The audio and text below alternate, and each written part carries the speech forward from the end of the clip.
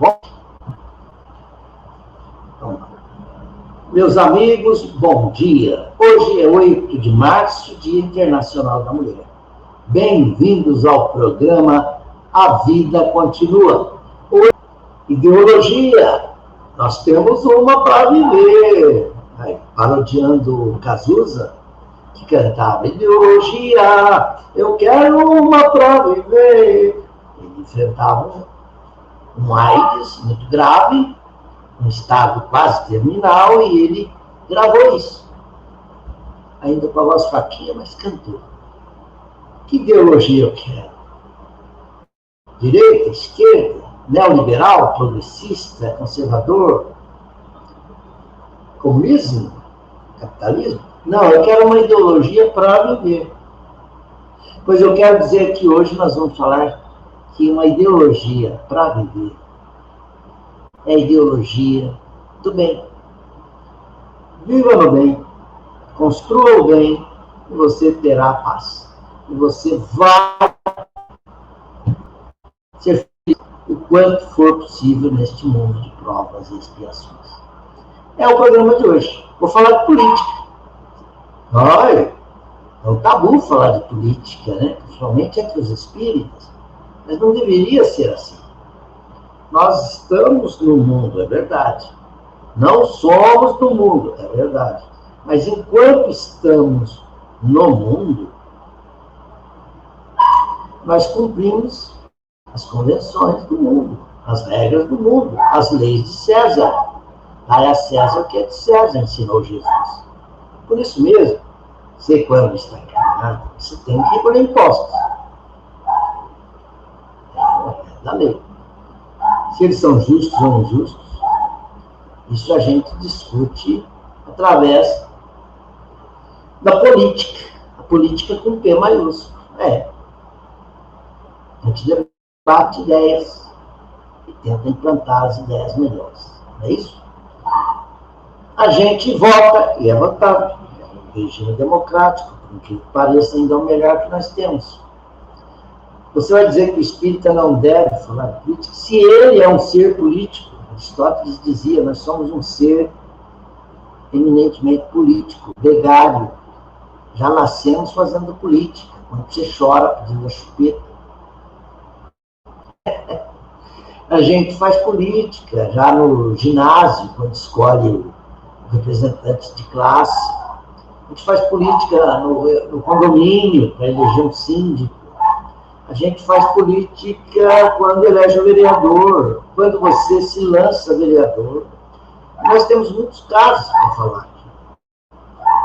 Isso não torna o espírita um corrupto, se ele se ligar a um partido. Eu não sou militante. Não tenho filiação partidária, mas tenho convicções políticas. Eu tenho. E fiz valer o meu ponto de vista nas eleições de 2022, que foram muito polarizadas. Eu até publiquei no meu canal de música, Rubens Toledo, publiquei um jingle defendendo o meu candidato. E escrevi lá, olha, esse é um manifesto meu, pessoal. Porque eu tinha minhas convicções e tomei minha postura.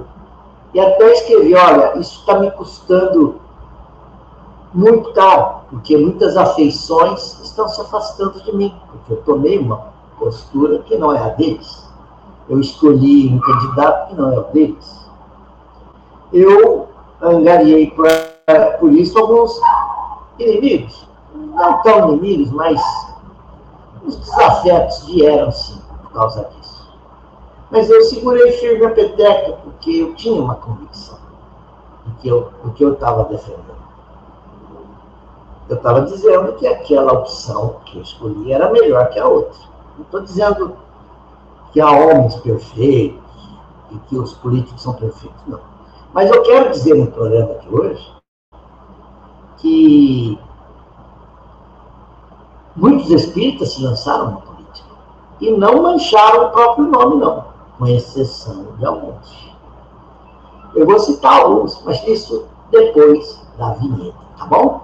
Vamos lá?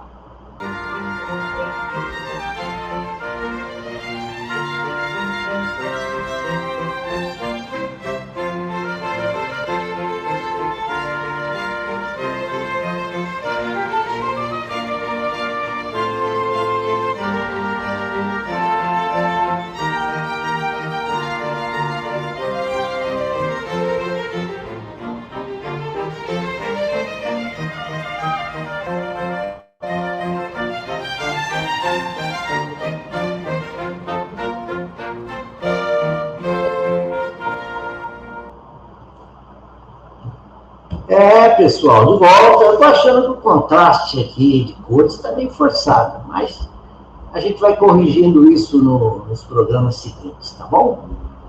Eu começo agora, então, o nosso tema. E eu já introduzo aqui uma tela para vocês, dizendo mais ou menos o escopo desse programa de hoje. Eu pretendo falar um pouco com vocês sobre as notícias que estão reverberando aí na mídia, né? Porque como jornalista a gente não perde o hábito de comentar notícias, né? Tem que comentar as notícias. Eu vi, há alguns dias atrás, uma notícia que dizia assim, imortalidade até 2030. Imortalidade até 2030. Heinz Kurzweil, ex-engenheiro do Google, diz que até 2030 o homem poderá chegar ao seu sonho de imortalidade. Primeiro ele teria que corrigir esse cidadão do Google. Ele diz lá que a tecnologia é tanto, ele previu que a internet ia mudar muito os nossos hábitos, previu que o smartphone chegaria arrasando, de fato, previu agora que os mini-robôs serão capazes de curar células doentes, e recuperar nossa saúde de tal modo que a gente pode se dizer imortal. Aí que eu vou argumentar com o cidadão e dizer, não. Ainda que o homem aumente, estenda a sua vida por anos e anos, ele não poderá evitar o fenômeno da morte, que é natural. Tá bom? E digo mais, o que você está chamando de imortalidade, na verdade, não precisa se preocupar. Imortal nós somos. Nós somos imortais, sim. Vou olhar mais para a câmera aqui, que eu acho que eu olho mais para você. Sim, nós somos imortais. Ou seja, perdemos o corpo, a vida continua. Porque é o espírito que é imortal, o corpo não. O corpo não vai ressurgir da cinza, não vai. Embora algumas religiões fiquem esperando esse dia que nós levantaremos das tumbas. Não. Seria um filme de terror. Os Walking Dead. Não. Nós ressurgimos em espírito, já dizia Paulo. Jesus, ele emergiu, ascendeu aos céus na forma espiritual. Não é muito melhor? Você morre velho, então você renasce velho. Então, imortal nós somos, porque o espírito é imortal. Agora, imorrível, nós não somos. Imorrível, não. Queira ou não queira, um dia, todo ser vivo, biológico, ele tem um processo do desgaste, da degeneração celular, e ele vai perecer. Tá bom? Esse é um dos assuntos que eu achei que deveria trazer aqui. O segundo, esse é bem recente, é de ontem. Eu poderia até compartilhar a tela aqui, mas eu não vou me arriscar a fazer isso agora, não. Vai que dá uma zebra aqui. O jogador do Palmeiras, Luigi, um menino de 20 anos, disputando essa categoria aí juvenil, do campeonato, no Uruguai, no Paraguai, em Assunção. Eu até estava vendo um pouquinho de futebol, gosto. Mas eu falei, mais um jogo, vamos ver outro dia, um jogo mais emoção. Esse aqui está muito pacato. Eu vi uma plateia lá, falei, parece que é Assunção. O que aconteceu? Fui saber depois. Quase ao final do jogo, o time brasileiro estava ganhando do time paraguaio, o Cerro Porteño. A torcida foi ficando enfesada, frustrada, revoltada com o resultado. E qual foi a saída? Atacar o adversário. Que jeito? Atacando sua cor, atacando sua origem, talvez. Mas atacar a origem do brasileiro não dá, porque o Brasil é o maior país da América Latina e é a economia mais forte. Então ataca a cor. como se o negro fosse um ser inferior. E pior, compara ao macaco. Isso é uma ofensa aos macacos. Porque os macacos são nossos ancestrais. O rapaz, Luigi, né, o nome dele, ele fez uma declaração muito forte, dolorida, que eu me solidarizo com ele aqui, com outros atletas que estão solidarizando. Não se viu, ele me comparou ao macaco, ele me atacou, isso ataca meu amor próprio. Ora, primeiro, Luigi, eu preciso dizer a você que você não é inferior a ninguém pelo fato de ser preto ou de cor menos branca, parda, etc. Não é. E quero dizer a você, Luigi, e com isso estou dizendo para todo mundo, que todos nós somos espíritos ocupando um corpo. Todos nós reencarnamos, ora num corpo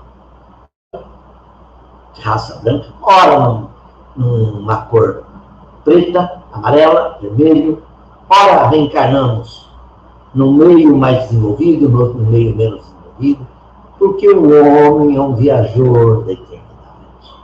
Ele já teve várias experiências na carne. Ora preto, ora branco. Se você hoje é preto, honre a raça negra e mostre que não há diferenças no campo moral, que é o que define o caráter humano. E os brancos, todos, amanhã pode reencarnar negro, se é que já não foram negros. E o que é esse povo que tentou te oprimir, quer com essa acusação, com essa coisa inominável que eles fizeram? São descendentes de índio, misturado com espanhol. Então, meu Deus. E se comportaram como bárbaros. Esses sim, estão se comportando como selvagens.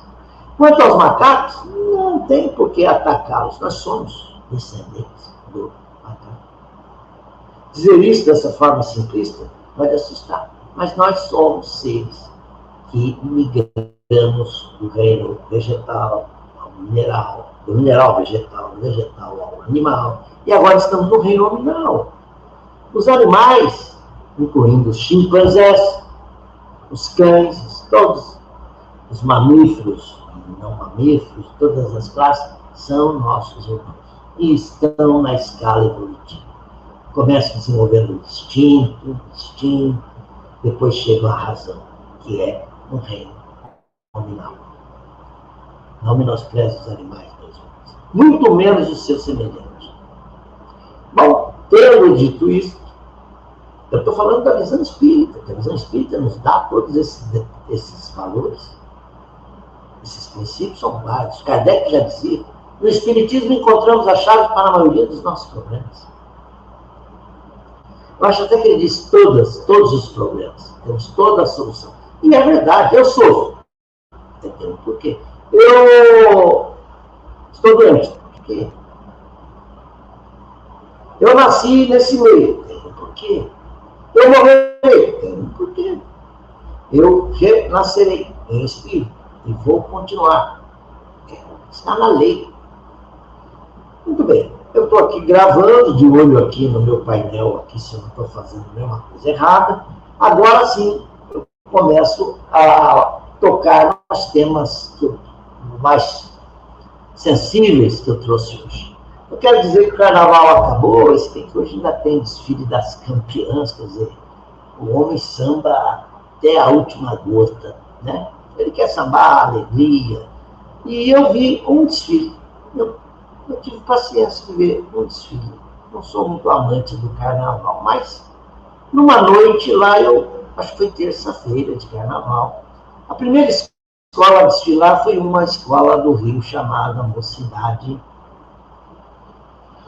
Padre Miguel, eu nem sei os nomes direito, mas não é a Mocidade de São Paulo, é a Mocidade do Rio. E ela tocou num tema curioso.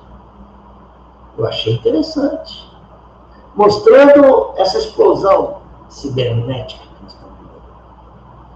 Essa coisa que todo mundo conectado o tempo todo. Essa busca espacial, ainda ontem eu vi um foguete da SpaceX explodir no ar. Parece que o foguete escapou, mas a nave espatifou fez atrasar os voos domésticos, regionais. A busca do homem chegar a Marte, agora a Lua já é passada. As grandes descobertas astronômicas, como James Webb, esse grande telescópio, o mundo passa. Já nós vamos encontrar algum parente aí no espaço. Vamos encontrar aí os nossos congêneres humanos de Marte, de Vênus, sabe lá onde. Por que não?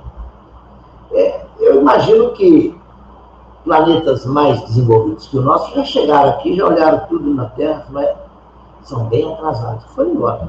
Será que esses são os ETs? Agora, espírito reencarna também em mundos superiores. Quando ele cumpre uma etapa aqui, a Terra já não é a escola adequada para ele, ele vai para uma escola melhor, superior. Quem conclui o ensino médio vai para a faculdade. Espíritos que passam esse estágio aqui no mundo de provas vão para mundos superiores. Mas são espíritos criados por Deus. Essa é a humanidade. Essa foto aí é a foto de quando a família se reúne, uma foto da manchete. Quem viu o filme, lembra? E o fotógrafo fala, fiquem sérios, ele queria editar uma foto de acordo com a matéria que o jornalista escreveu. Mas ela falou, não, nós vamos sorrir.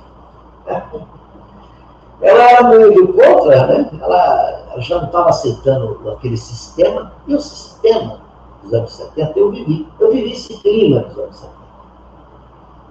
Eu era um adolescente, eu tinha 15 anos, em 70.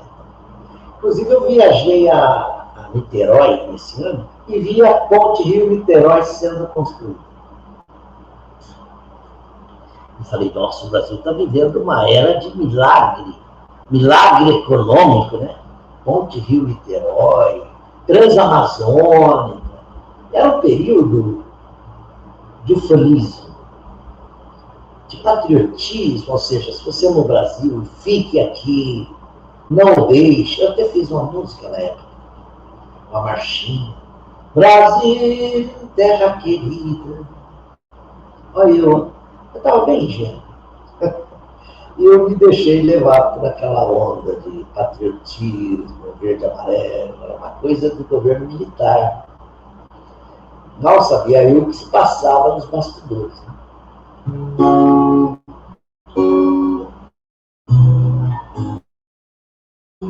Brasil, terra querida, Brasil, conte comigo, Brasil, ame ou deixe, Brasil, digo que fico. Muita gente diz que ama seu país e vivendo nele é muito feliz. Eu tinha 15 anos. Amar a pátria não é assim, só falar da sua imagem dela. Amar a pátria não é assim, é lutar pelo progresso dela.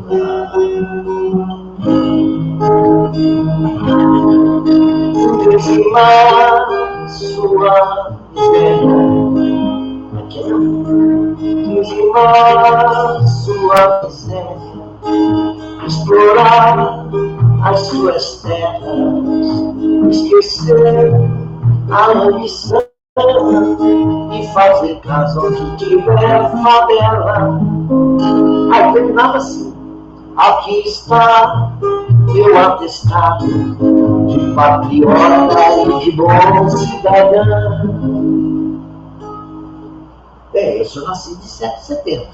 Então eu ficava inflamado com isso. Falava, pô, o Brasil está indo. Mas aí eu comecei a ler as notícias nas bancas de jornais. Meus irmãos mais velhos foram me orientando. Eu, nossa, o exército teve lá na escola, entrava na sala de aula. E teve gente que foi preso. Eu comecei a ver que nós estávamos num estado de exceção, um regime de exceção. Aí um dia o jornal do Estado de São Paulo estava dependurado numa banca, assim, aliás, costumava-se usar os jornais um ao lado do outro. Folha da Tarde, notícias populares, que é aquele que você torcia e o sangue escorria, Gazeta Esportiva, futebol. Eu era aquele que não comprava nada, mas passava, eu ficava lendo as notícias. Aí eu vi uma receita, capa do Estadão, e nossa, que lugar para uma receita de bolo, na primeira página. Tudo era censura, porque havia sido decretado o ato institucional número 5, do governo Costa Silva, que censurava a imprensa. Por quê? Porque havia um fantasma, um grande fantasma do comunismo. Eu até chamei uma telinha. A União Soviética da época era uma grande potência, 15 repúblicas, né, soviéticas, aquele regime de Lenin, de Stalin, duro, onde cada qual só tinha direito àquelas coisas, àquela vida medida como o comunismo prega. Igualdade para todos. Ora, que eu disse. O homem quando pensa assim, vou implantar o comunismo, vou dividir o PIB do país em partes iguais para cada um. Ora, como nós somos diferentes em espírito, inteligência, aliás, está aqui no Evangelho, Desigualdade das Riquezas, capítulo 16 do Evangelho, de Allan Kardec. O espírito diz, olha, seria uma falácia, seria um chute nada, um tiro no pé, por quê? Em pouco tempo, aquele que recebeu sua opinião faz aquilo multiplicar, o outro não. O preguiçoso logo está pedindo emprestado para o outro. É a história dos talentos. Um faz multiplicar os talentos, o outro não. Então, logo você tem classes diferentes. Eu mostrei ali que hoje o comunismo mostra que ele faliu. Como regime econômico proposto, ele não teve êxito. Não.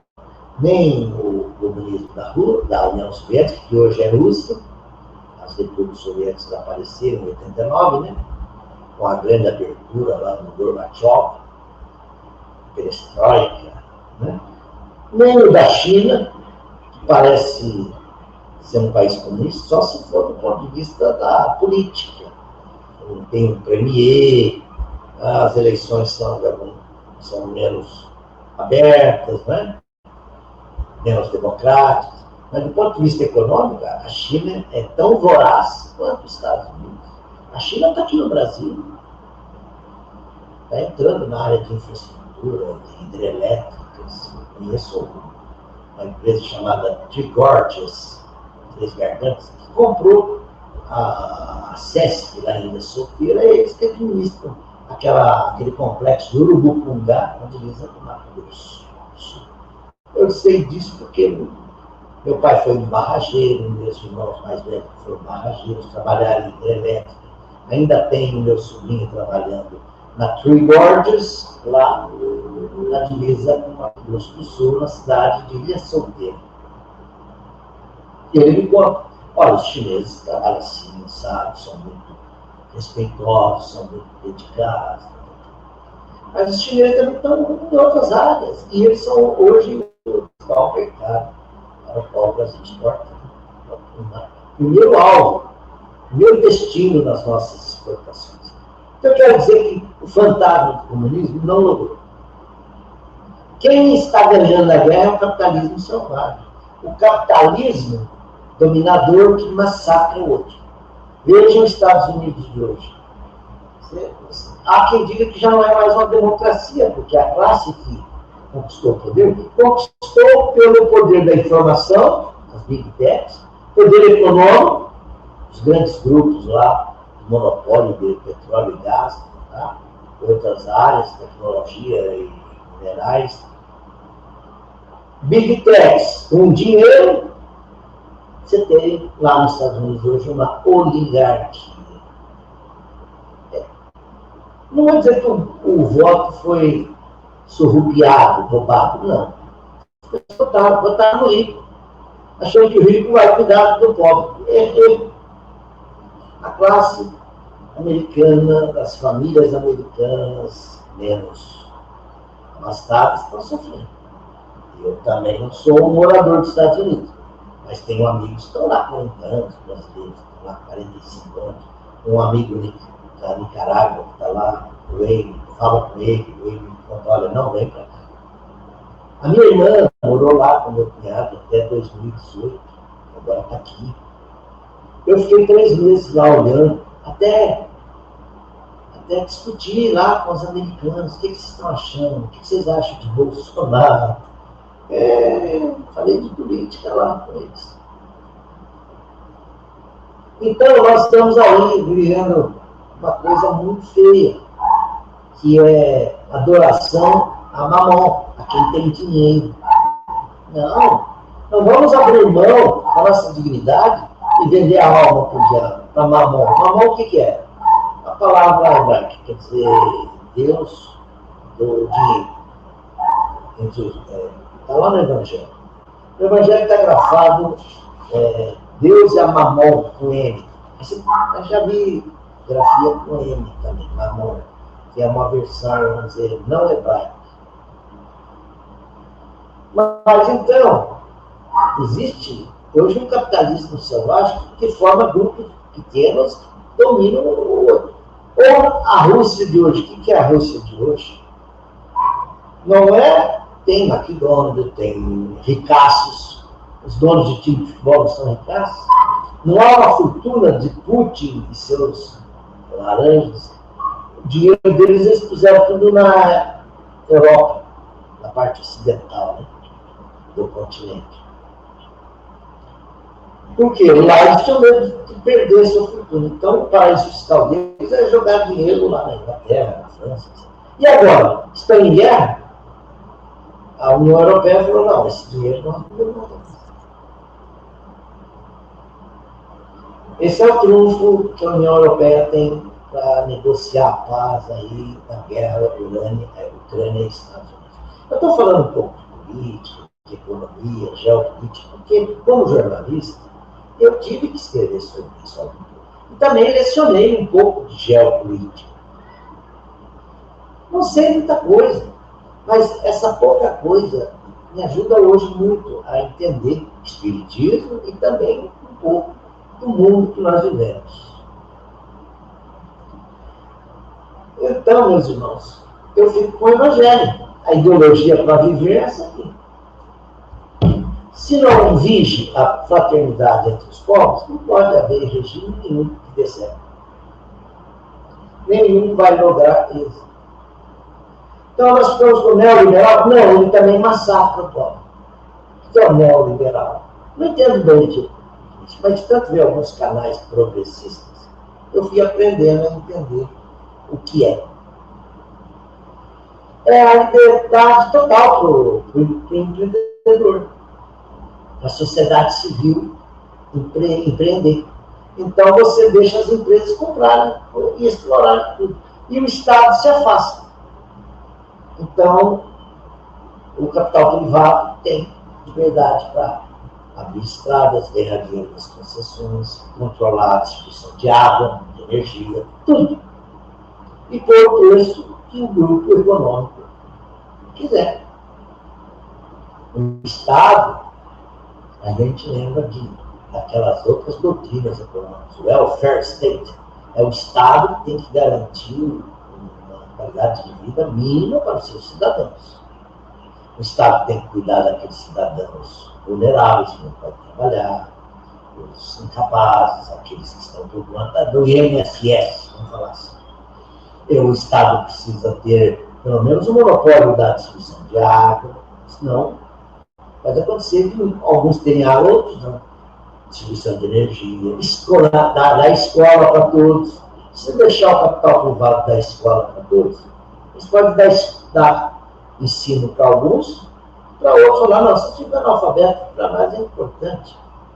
É mais fácil cuidar de uma massa de analfabeto.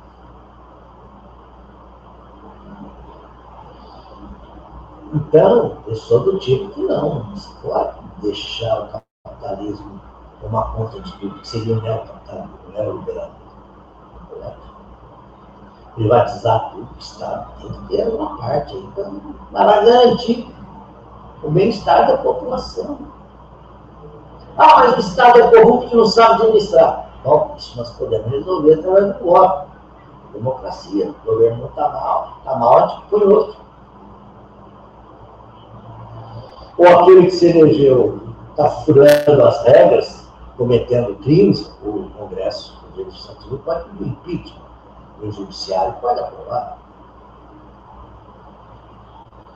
Meus amigos, eu falei um pouco de política, mas sempre que a igualdade de classe ainda é uma utopia hoje. Porque é preciso, primeiro, que a gente melhore moralmente, onde o rico se ocupe, tenha consciência de distribuir sua riqueza aos que menos têm. Onde os governos tenham a hombridade, a dignidade de governar de uma forma honesta. Então, nós vamos chegar àquele ponto que fala o Evangelho, um mundo de regeneração, o bem predominando sobre o mal. Então, a corrupção vai desaparecendo, tende a desaparecer, a criminalidade, a violência, todos começam por uma vida mais adequada. Os mais competentes ajudam os que estão na retaguarda, e assim por diante. A fortuna é distribuída mais equanimemente, as oportunidades dadas a todos, a educação aumenta. É outro plano, é outro patamar. No momento, é uma ilusão achar que nesse estágio que nós estamos, a gente vai ver a classe pobre ascender. Aqui no Brasil é um esforço tremendo. O pobre deixar de pagar imposto de renda. Né? Ou que o pobre tenha 3 refeições no dia, boas refeições, que ele possa fazer uma compra de gêneros no supermercado e comer certas coisas. E servir-se de certos alimentos que hoje não pode. Bom, isso não explica tudo ainda. Eu quero falar de política agora, mas política dentro do espiritismo. Ah, o quê? Aí, ó, o homem inimigo do próprio homem. Eu vi isso no estandarte lá da escola que estava desfilando na mocidade de Padre, mostrando que o homem, com essa ambição desmedida, ele faz o quê? A destruição do planeta. Porque o planeta está por um fio. Era isso que estava no samba enredo. Interessante. Eu vi o enredo assim, forte, chamar a atenção. O homem, paradoxalmente, desenvolveu tecnologia, muito tecnologia. Mas o que aconteceu com a... Eita, meu braço, como é que é? Moralmente, ele não está desenvolvido. Então, se dá dinheiro para um homem, é dar um revólver na mão de um chimpanzé. O chimpanzé não sabe o que é tiro. E faz loucuras. Então, o planeta hoje está superaquecido, ou quase superaquecido. Está aquecendo mais de 1 grau a cada ano. Na média, ele sobe 1 grauzinho. Isso é muito. Então, as geleiras vão diminuindo, o nível dos oceanos aumenta. Então, tem cidades praianas que já não podem ter praia até certo ponto, a maresia é um problema, marés. E aí tá. Quem é o autor da frase o homem lobo do próprio homem? Homo lupus omnes. É o Plauto, um filósofo grego, um sábio grego, 200 e poucos anos antes de Cristo. Eu tenho um amigo que chamava Plauto. O irmão dele chamava Otualpe. É o Plauto ao contrário. Eu falei, Plauto e Otualpe. O pai desses rapazes é meio tantão. Plauto ainda vai lá, mas Otualpe, eu gravei isso. E hoje estou vendo Plauto, filósofo, dramaturgo, grego, e que já tinha esse olhar crítico, vendo que o homem explora o outro homem. É um lobo voraz. E Thomas Hobbes, aquele da direita ali, no teu vídeo, né? Acho que é assim que vai aparecer para você. Já é um filósofo do século XVI, isso mesmo, 17, 1600 para frente. E qual é a verdadeira riqueza? Está no mesmo capítulo. Capítulo 16, servir a Deus e a Mamon. A verdadeira propriedade. Olha, está aqui. Emprego providencial, está aqui por fim. Desigualdade das riquezas. Está no capítulo que eu sugiro. Que vocês leiam.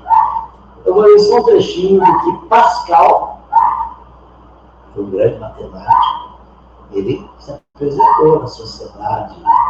Não, ele ditou essa mensagem em Genebra, na Suíça, em 1860. Foi enviada a Allan Kardec. Olha o que diz Pascal. O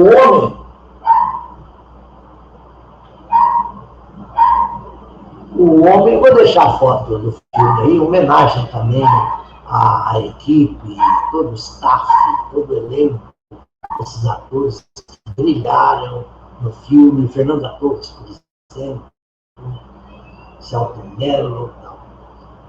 Deixa aí para a gente olhar. Aqui, ó, a verdadeira propriedade. O homem não possui de seu, senão aquilo que pode levar deste mundo a isso. Destrói muitas das ideologias deste mundo. O que ele encontra ao chegar e o que ele deixa ao partir, o que ele goza durante sua permanência na Terra, é tudo. O que ele encontra, ele deixa. Mas, desde que é forçado a deixá-lo, é claro que só tem o usufruto. Ele não tem a posse real. Tem gente que diz assim, desse mundo não se leva nada. É porque não pode, né? Porque se pudesse, levava. Tem gente que não quer largar o osso, não. E quer saber? Desencarna e fica apegado ao que tinha. Não quer largar o osso. Nem depois de morto. O que é, então, que o homem possui de fato? Nada do que se destina ao uso do corpo. É dele. E tudo o que se refere ao uso da alma. Isso é dele. Isso é patrimônio do homem, do espírito. Por exemplo, a inteligência é do espírito. Os conhecimentos que ele adquiriu é do espírito. Então, a inteligência, o conhecimento, tudo é do espírito. Ele leva. As qualidades morais é dele. O que ele conquistou como virtudes são dele, inalienáveis. Ele não perde, não transforma. Eis o que ele traz e leva consigo. O que ninguém tem o poder de tirar-lhe. E o que ainda mais lhe servirá no outro mundo do que nesse.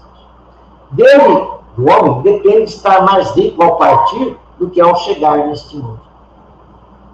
Ele pode chegar neste mundo pobre. E ir para o outro e entrar como rico. Rico desses valores que eu estou dizendo. Porque a sua posição futura depende do que ele houver adquirido no tempo. Quando um homem parte para um país longínquo, arruma sua bagagem com objetos de uso nesse país para o qual ele está viajando. E não se carrega de coisas que lhe serão inúteis no país para o qual ele está indo. Fazei, pois, o mesmo em relação à vida futura, aprovisionando-vos, quer dizer, tomando por provisões, tudo aquilo que vai nos servir lá.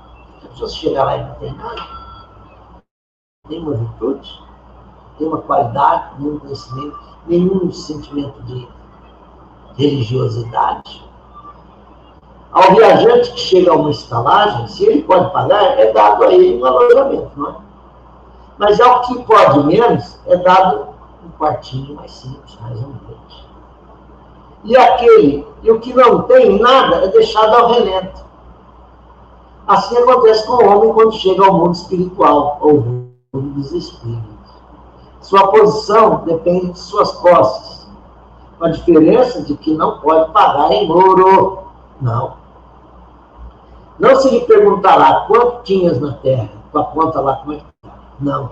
Que posição ocupavas na terra? Não. Que título? Não. Não será perguntado a ele, por exemplo, se eras príncipe ou operário? Não. Mas lhe será perguntado isto, ó. O que trazes? Não será computado o valor dos seus bens, nem dos seus títulos, mas serão contadas as suas virtudes. E nesse cálculo, o operário talvez saia mais rico, seja considerado mais rico do que o príncipe. Em vão alegará o homem que, antes de partir, pagou novo a sua entrada no céu, pois terá como resposta: as posições daqui não são comparáveis, não são compradas, perdão, mas ganhas pela prática do bem. Com o dinheiro podes comprar terras, casas, palácios, lá na terra. Mas aqui só valem as qualidades do coração. És rico dessas qualidades? Então seja bem-vindo. E tu é o primeiro lugar, onde todas as aventuras te esperam. Vai para o último, onde serás tratado na razão de suas posses. Pascal. Então, em 1970, eu estava lá, de repente eu vi um irmão meu. Ele não foi preso, mas os colegas dele foram. Estavam envolvidos no sequestro do cônsul. E quando nós reencontramos alguns desses colegas, alguns, né? Não, alguns morreram. Foram mortos.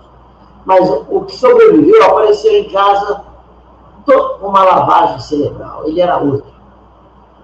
Ele estava com um olhar assim, meio abobalhado. Ele não queria falar de política, ele queria falar de futebol.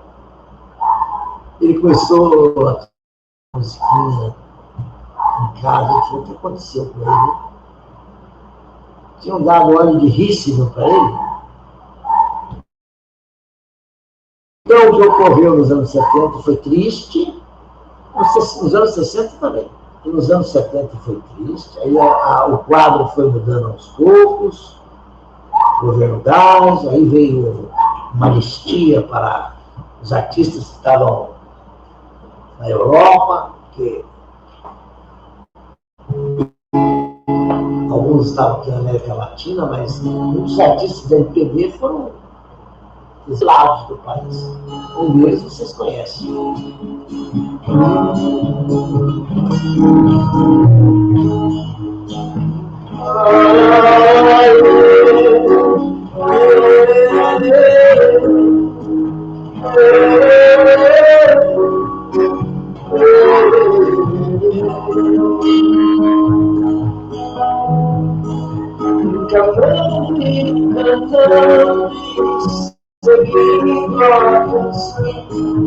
Somos todos iguais, braços dados ou não. Cantamos seguindo a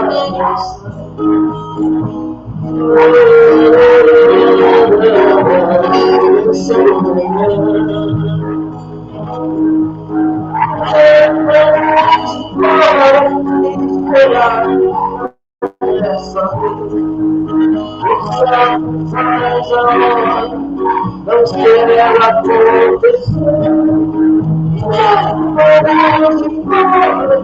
Esperar não é saber. Quem sabe faz a hora, não esquece que vai acontecer. Aí, gente, o programa de hoje é isso. O programa de hoje é isso. Não vamos exagerar, não vamos alongar demais, mesmo porque nós estamos fazendo teste aqui, né? Teste em cima de teste.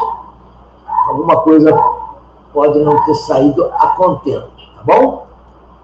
Então, antes de concluir, eu chamo mais uma vez a nossa vinheta e vamos nos despedindo até a próxima semana.